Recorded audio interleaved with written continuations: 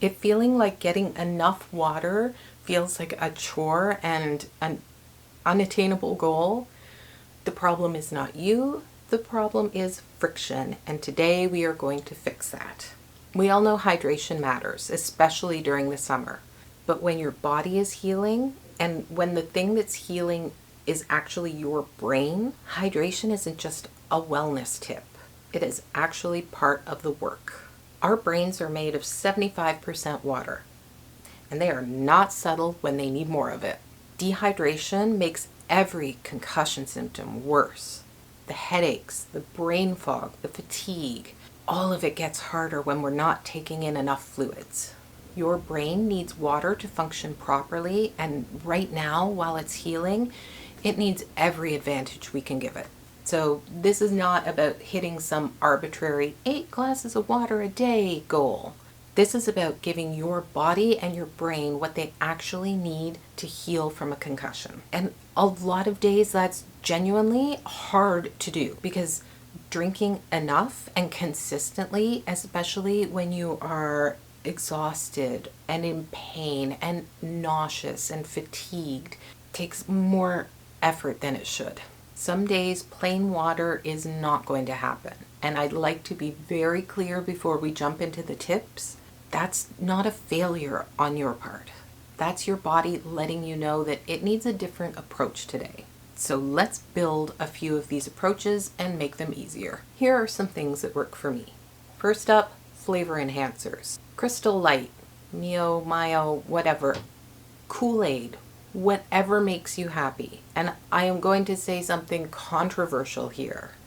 The chemicals are not going to kill you. They're just not.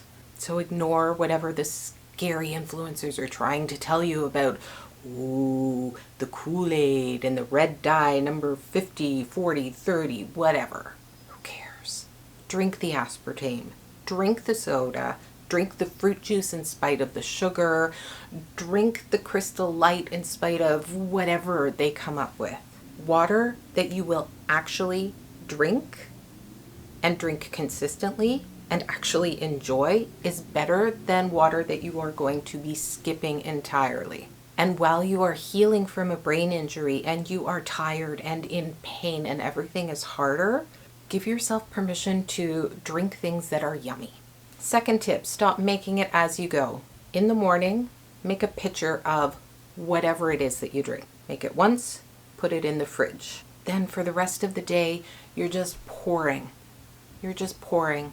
And I understand. I do know that opening the little packets or flipping off the top of the little squeeze bottle, if you're putting liquid drops in and stirring, that's just a little bit of extra effort. But a little bit of extra effort when just making it to the kitchen when you are nauseated, let's remove all the friction that we can. And while we're here talking about this, remove the friction of ice cube trays. Next time you're out grocery shopping, when you're filling up on gas, buy yourself a bag of ice. It is less than $5. Ice makes drinks better, and you will not have to deal with spilling water as you're trying to fill the ice trays, balance them in your freezer. If you have the space in your freezer, allow yourself to make it easy on yourself and grab yourself a bag of ice. Explore iced teas, and I mean really explore them. Something that I enjoy doing is going to my local ethnic grocery stores. They have different flavors of tea. They have larger tea selections often, and they're teas that I've never heard of before. So I'm trying some new flavor combinations, and I also am getting out of my house.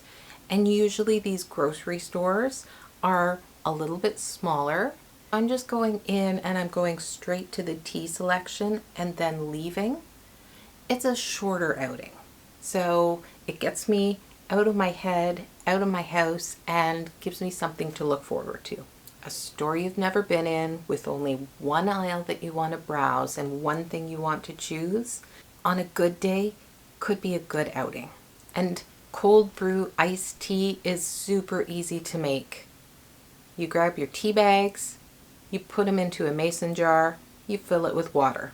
I tend to do 1 tea bag to 2 cups of water and try it for about 6 hours. Just leave it in the fridge for 6 hours and then taste it. Depending on the tea, the variety, your taste buds, you might want to throw in extra tea bags, you might want to let them steep longer, or you might end up having a really concentrated tea. Then you can have a little bit of fun, maybe put some ginger ale, mix it 50-50, or just use some water. Really enjoy exploring the iced teas. My current favorite is a pineapple pear tea. It's by Lloyd's of London. I think you can get it all over the place now, and it makes a really nice iced tea. If you are spending a lot of time lying down on the sofa, if you just don't want to be drinking as much, you can eat your hydration. Popsicles count, freezies count, fruit counts, watermelon, cucumber, strawberries, oranges. Are they the same as drinking a glass of water? No.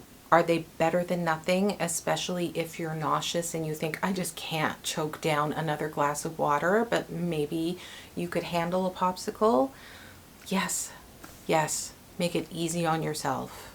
Eating your water is a valid strategy.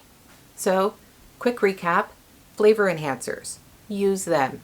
And if coffee beans are your flavor enhancer of choice, just know that that study that said coffee and tea and caffeine don't count towards your hydration intake was debunked. Flavor your water however you want to.